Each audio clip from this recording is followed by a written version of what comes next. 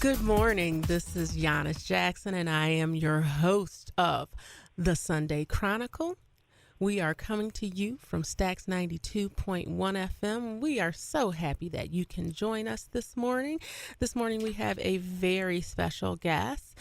He is my friend, and he also is a senator of the 23rd District, Mr. Curtis Hertel Jr. I will step aside, but he is sponsoring the show for today, so I'd like to thank him very much for supporting this very worthy community platform. And I just want to give the senator a minute to introduce himself and just talk a little bit about what he's been doing. Senator. Well, first of all, thank you, Yanis, for having me on. I know how much your family has meant to this community.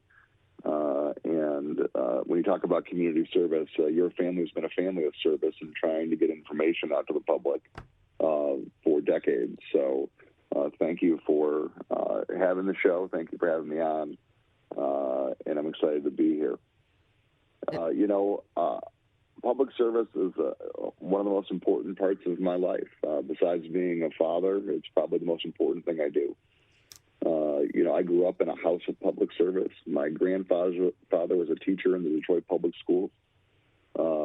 He's got an amazing story. He served in World War II, was shot with a machine gun, came back, ran a bar on the east side of Detroit, and then in his 40s went back to become a public school teacher because he wanted to go back to give back to his community.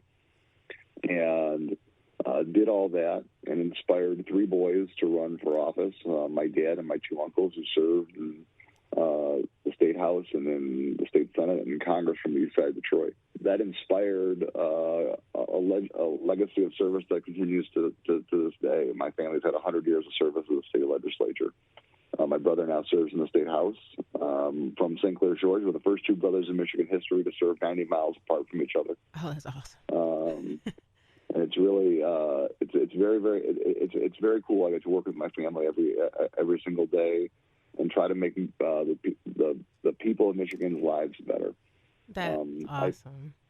I think the public service is a calling, and I think that of all the things that I could do in my life, I believe I'm doing the thing that God gave me the gifts to do, which is to fight for people. And so I love my job every single day. I'm excited to go to the Capitol. I'm sad that I'll be terminated out in 8 months, but I've enjoyed every moment of it, and I'm really proud of our record of public service. That is awesome. And, I think about your family, and I think about how families within Lansing, if they have been into public service, it's great when we cross paths because our relationship, it goes more than one generation. So that's why I'm really excited about having you here and talking about your walk throughout public service. And if anyone's missed it or if I did not say it, today we're going to talk about public service versus just being a politician and the importance of public service within a community. So, Senator, if you could, please walk me through some of the things or some of the positions that you held. You talked a little bit about your family and your love and your dedication to service. So just walk me through your career and what each position entailed, because I think sometimes, and even myself, I do my best to keep up with local politics, but I don't know every position and how they function. So maybe you can just briefly give us an overview of that. For sure. Thank you. When I was 22 years old, I was elected to the county commission. So I'm 44 now, so it's 22 years in public service. So I was elected to the county commission when I was 22. I was the youngest county commissioner there at the time. I beat a Republican incumbent. It was the closest election I've ever had. I got 51.5% of the vote, won by 315 votes. Wow. And that race was a lot lot about service. It was about knocking doors and talking to people and meeting them where they were. I got to people's door, and by the third time, they were like, "Listen, we've talked. You've listened to me. Please don't come back, but we're going to vote for you." Because I think people were a little tired of it at some point.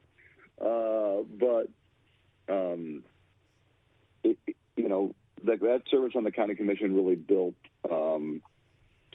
what my career's been about. We expanded the Ingham Health Plan to cover more people. What Obamacare looks like, what the Affordable Care Act is built on plans like the Ingham Health Plan that provided health care access to, at that point, 16,000 people in our community. We fought the price of prescription drugs for seniors. We created a plan where seniors could pool their resources and pool their buying power, and we could actually lower the prescription drug costs.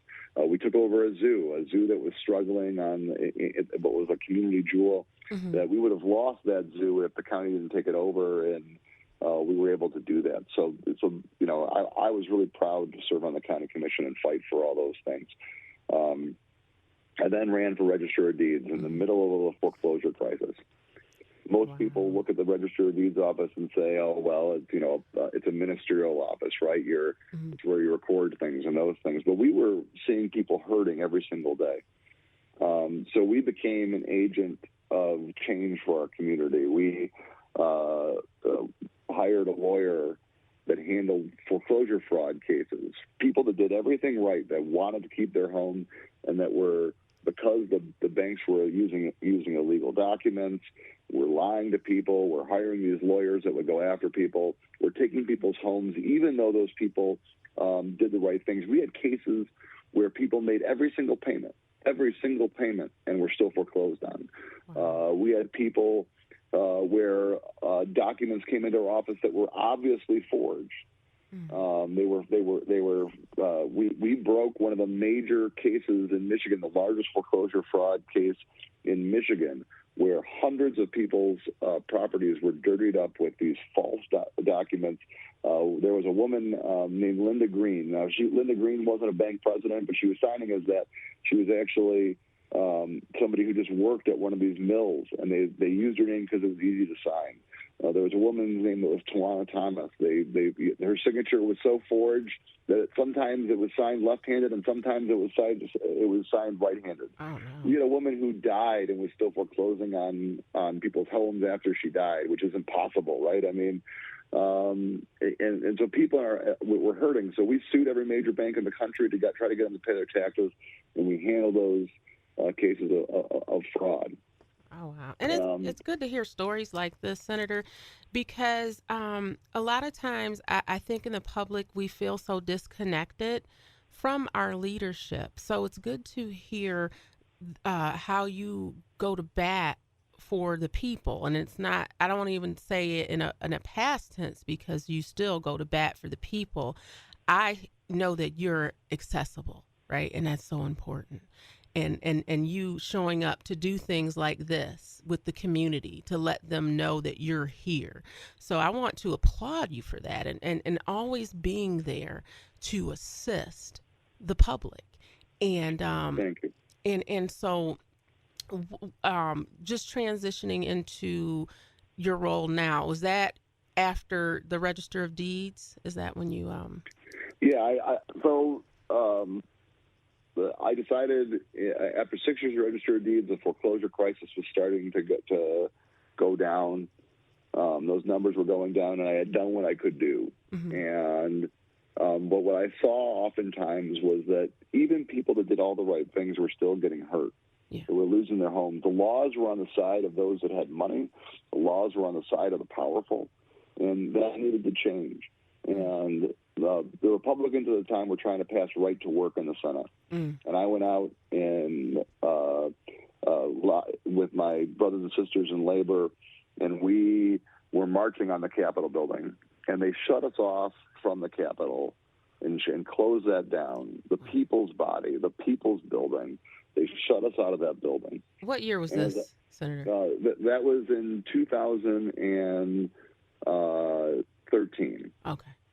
So I ran for Senate in 2014. Okay. So,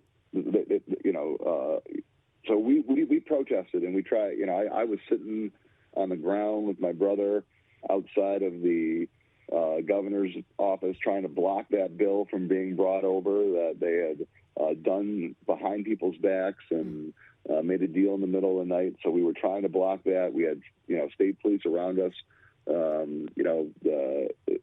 There were fears we'd be arrested. I was fine with that if that's what it took. And eventually they signed that bill. But for me, that was the turning point that I was like, I grew up in the Capitol building. I used to play hide and go seek in the Capitol building. That is the people's building. That is, that belongs to them. And they were blocked out of that building, and that we couldn't actually have our voices heard. That somebody had to go and get into that building and try to change that. Mm-hmm. And that's when I ran for the Senate. And I'm proud of the work that me and my team have done in helping people in our community. The job of a senator, sometimes it's passing a bill, sometimes it's making an amendment, sometimes it's giving a speech. But the most important job that we have is to try to solve problems for people.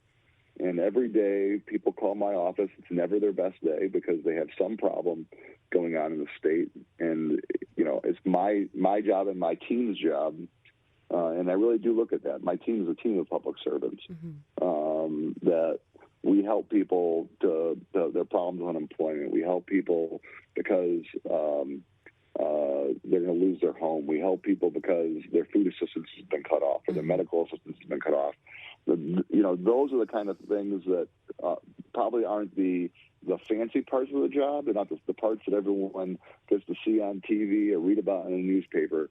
But that's the most important thing that we do in my office, which is to try to serve the public and try to help them through the toughest times that they're dealing with in our community. Yes, and I see you actively doing these things, and so that's wonderful. I follow you throughout your career, and I followed you very closely during the pandemic and how you transition your coffee hours over to virtual, and some of the things you were doing to help people get their unemployment and things like that. I followed that, and that is what stuck out to me.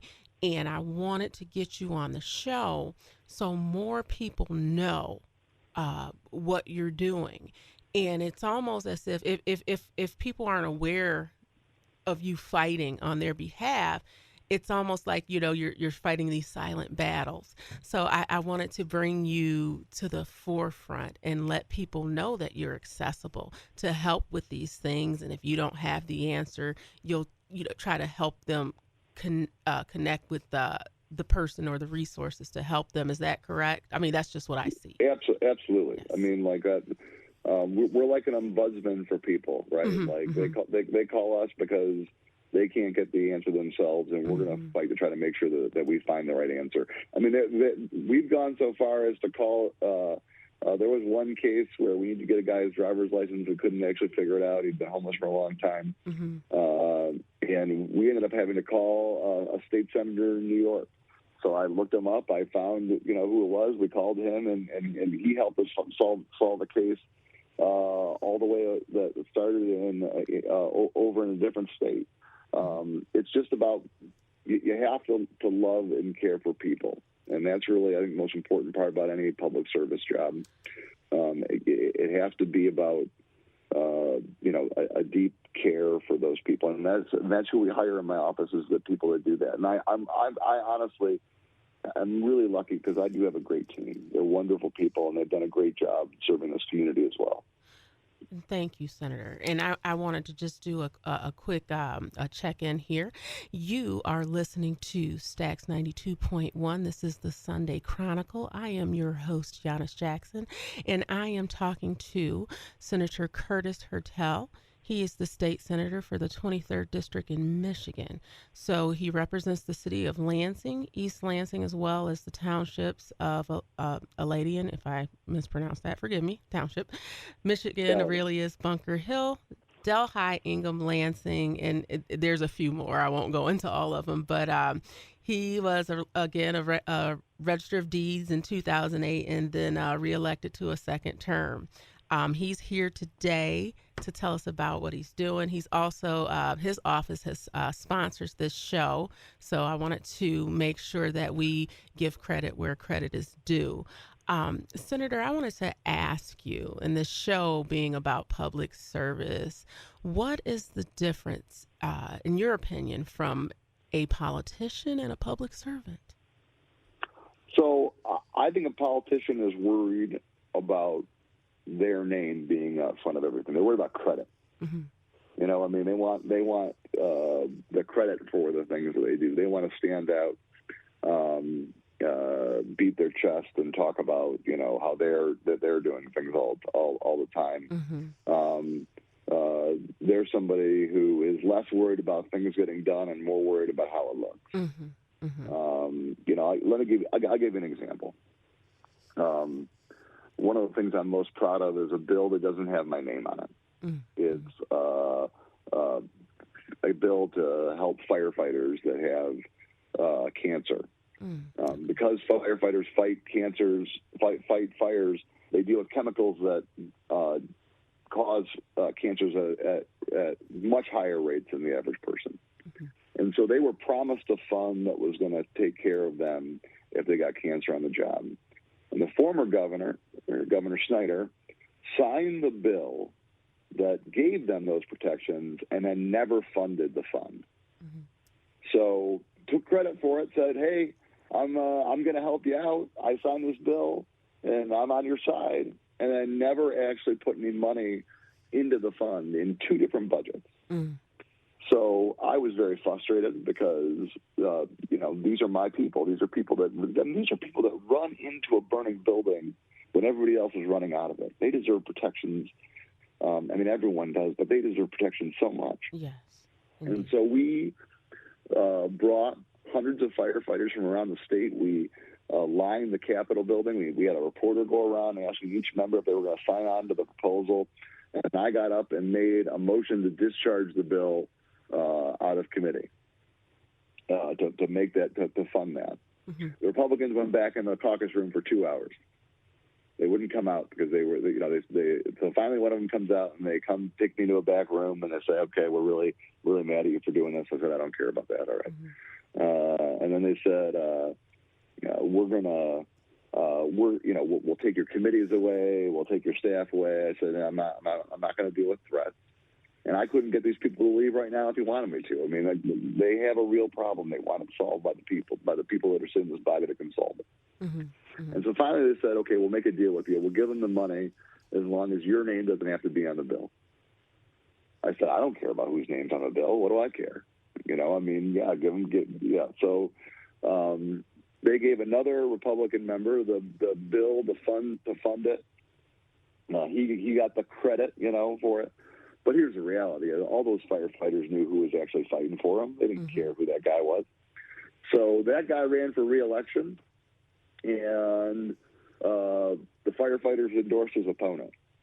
His name was on the bill, but that didn't really mean much to him because he didn't fight for him. Wow. And he lost his re-election. And so he lost because he played the political move. I'm going to put my name on a bill that I didn't actually do anything for because I want it.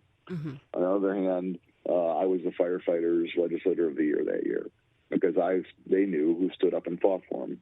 And that's, to me, the difference between a politician and a public servant. A politician is the person who takes credit for things that they didn't do the work on, that says they're going to do something, votes for a bill, but doesn't actually make sure that the bill actually helps people. They just, they pass a bill and they take credit for it, but don't actually ever make sure that it actually does the things it's supposed to do for people.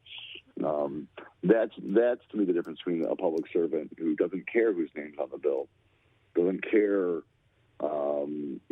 what the details are. What they care about is actually getting that help to individuals that need it. That's to me what public service is all about. And that's a very good answer. So you have lots of your constituents listening right now. What would you like to say to them, to the ones that maybe haven't heard your voice or don't know what you do? Just what do you want to say? Just pour out to the community. The first thing I'd like to say is that, I've been able to serve in the Senate now for 7 years and 2 months. I have 10 months left. And I first just want to thank them for that opportunity, because it's been the greatest honor of my life. And I'd also like to say that I know that the last 2 years have been tough, dealing with a global pandemic, all the uncertainty and all those things. And we've had just amazing people step up in so many ways.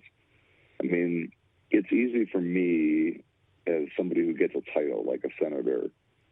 People thank me all the time, but I don't think the average person gets thanked nearly enough for what they've put up with during this pandemic and their own service to this community.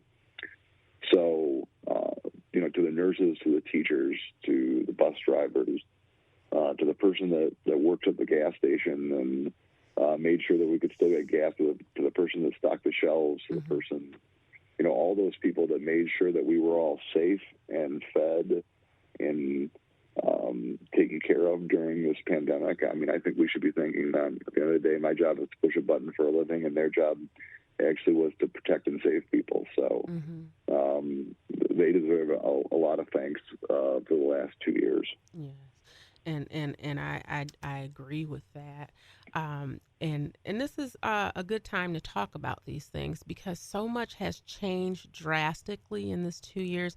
And this, I think, is a good time for a show like this, too. So we can continue to sew together the fabric of the community. This is very important that we know who's in office and what roles they function in and how we access them. And so that's why during this show, I'd like to bring on as many people as possible that have key roles in this community. Because without us connecting, I don't believe we can move forward.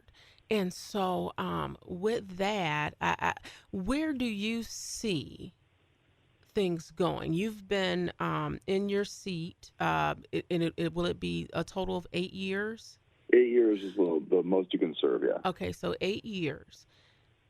From when you started, what are some of the positive changes? Let's focus on the positive changes because we can complain and talk about bad stuff. But in that 8 years, tell me about some of the goals you've met and some of the things you've changed or helped to change for the better. Yeah, listen, I think this term has been much better than last, to be honest with you. I mean, the first 4 years I served with a Republican governor, and we had 11 seats in the state Senate, so we were in the super minority. We had the best election year since it was Watergate. Democrats picked up 5 seats. We're the first caucus in Michigan history to be half women and half men. So my first 4 years in the Senate, there were 4 women in the entire Senate, and now there are 8 women just in the Democratic caucus. We have a caucus that looks like Michigan. We have people of 4 different races and 5 different religions, and we're the first openly gay member to ever serve in the Senate. My caucus when we sit around our caucus table, it's a lot bigger than it used to be, but it's also much more representative of who Michigan is. So that's improved. We have a governor, and I love Gretchen Whitmer. She's had a very tough years. For 4 years for governor, for 2 of them to be in the middle of a global pandemic. She's had a tough time, but she's a fighter. She's a fighter for people. She does what she thinks is best. She puts that in front of politics every single time. And I've worked with her in these last 4 years to make sure that we've had the highest funding for education in Michigan's history. We've had the highest amount of funding for student mental health in history. As people went through the pandemic, isolation and everything else was very difficult for people. And just the constant news of the threats that were around us. And kids felt that. And so we're making those strategic investments so that we can actually invest in our kids and make sure that they're healthy moving forward. We're looking at an economy that, while inflation is way too high and gas prices are way too high and food is way too high, the good news on that side is wages are up and the jobs are coming here to Lansing. You look at what happened with GM and those the battery plant that's coming here, and the long-term jobs we were able to protect here in our community. So I'm very optimistic, actually. I mean, I have 4 kids, so you have to be an optimist. I'm an optimist for Michigan's future and our country's future. I get it. You watch TV, it looks dark. I understand everything that's happening in Russia. I understand, the former president, Trump, that wanted to divide this country and wanted to divide us against each other. But I see more reasons for positive looks into our future. We survived one of the toughest things that a lot of generations have never had to survive, which is a global pandemic. We're going to come out of that stronger. We figured out that we can build things in Michigan here again, and we're seeing that investment, and we're seeing those jobs come. I'm very optimistic about Michigan's future. Well, and that's good. I mean, because the one thing that I've seen, Senator, is during the pandemic, I'm gonna be honest, I've seen more people in the community come together than ever. Absolutely. And even if it had to be from a virtual space, but for me as well, I really had a fire lit in me, and I committed to a level of service that I wasn't familiar with.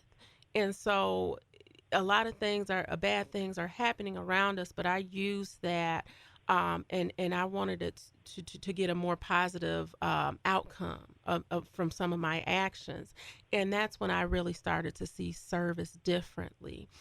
Working behind the scenes, even if I didn't get recognized, like you said about the bill, you didn't have your name on it, but you championed this bill, you fought for this. And with that being said, I also realize the importance of, getting out there, getting on the ground, not always having the glory or having my name out there. But for me personally, I know whatever time that I'm serving, if I'm out and I'm giving food and doing that, I know that that's good. I don't question my actions. That's a good thing. And so that's helped me get through. And I believe it's helped other people get through. And so I wanted to raise my service to a new level. And so that's what happened for me. And I just seen a new, like a fire lit inside of a lot of community members. Absolutely. No, Yes. we came together. Mm-hmm. And so, there are things that, it's hard because you can never look at the pandemic as a positive thing because, of course, people are not going to have those family members they lost at Christmas time and in their lives. And as somebody who lost their dad, who was my best friend, and I know you just experienced this as well. Yes. That loss can never be. There's no amount of goodness that can go into that hole that will fill it. Yeah. And I get that, but I do think that there are some positive things that came out in the sense that, we learned that we could depend on each other a little more, that we could find some grace for each other. I think that's one of the things that's been missing from society is just a little bit of grace. Yes. And so maybe we've gotten a little bit better at that, and maybe we hold on to our families a little tighter. Maybe we appreciate the things that we have a little more and the opportunities that we have a little more. Yeah. And so I think there are some positive things that come out of great tragedy. And so I think a chance for service is one of those things for sure. We are talking with Senator Curtis Hertel Jr. The Office of Curtis Hertel Jr. has sponsored this show, so he can connect with the people once again in another way. And Senator, can you tell the community, tell your constituents how they can get a hold of you, because they might be wondering. And they might wonder how you might be able to help them. Can you just give them a little information on how to reach you? Absolutely. The biggest way is to call my office, 517-373-1734. That's the office number. If you need help in this community, if there's something that we can help you with in terms of state government, my team is there to help you, and we want to do that. You can also get a hold of us through Facebook and Twitter. So we have official Senate Facebook page that anyone can follow, anyone can send messages to, and we can help you that way. We're also available by through Twitter. It's at Curtis Hertel Jr. So you can follow me on Twitter, and we can tell you all the great things that are happening in this community. We do virtual coffee hours. If you call the office, we can get you on that list if you're interested in coming to those. We're starting to do in-person coffee hours again, so if you want to see those, we'd love to see people's faces. I miss that. Zooms can only do so much. Right. Facebook can only do so much. You want to actually see people and hug them and talk to them about what's happening in their lives. You asked the question you asked was, what am I doing next? I don't have any answer yet, but I can tell you it's in public service. I'm not. I have no interest in going cashing out anywhere or anything else. I love to serve the public. I don't know what the answer is next, but I can tell you that it will be someplace where I'm serving people. Yes, and I agree with you about how public service is a calling. I mean, I just feel like you just don't, it grows inside of you. It's in your blood, and it is a calling because it can be thankless work. And so with that being said, I want to make sure to thank you. I know that it's tireless hours, campaigning, knocking doors, and having people say, I'll vote for you, don't come back. I mean, those types of things. And so I want to thank you for that.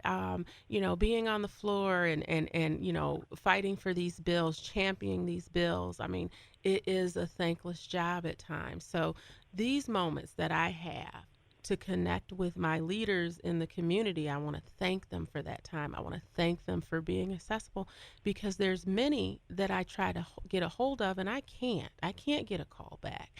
And so for me to be able to have a Michigan senator on this show and talking to the people, I think that speaks volumes about your character, about your accessibility, and about the job you've done as a Michigan senator. I'm very honored to have you on the show. I want to thank you for being on the show and connecting with community always. Thank you, Senator Hertel.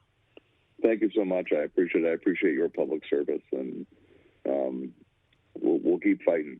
Thank you. Thank you very much for having me. Thank you. And everybody, I want to thank you once again for tuning in with us in the Sunday Chronicle. I am your host, Giannis Jackson, and I am here to bring the community a platform. So community knows what community needs, and we're going to bring the issues that matter most. We're going to bring them home. And so if you are interested in this worthy platform, please reach out. You can reach us out on Facebook, the Chronicle News 86 on Facebook. You can shoot us a message, inbox us, email us at the Chronicle News 86 at gmail.com, and get involved. I mean, this is here for the people. And to come on, you don't have to be a millionaire rock star. So we are looking for sponsorship opportunities to keep it going. So again, thank you very much, Senator, and everybody that's tuned in. We hope to that you tune in next week to the Sunday Chronicle, and you make it a great day. Thank you.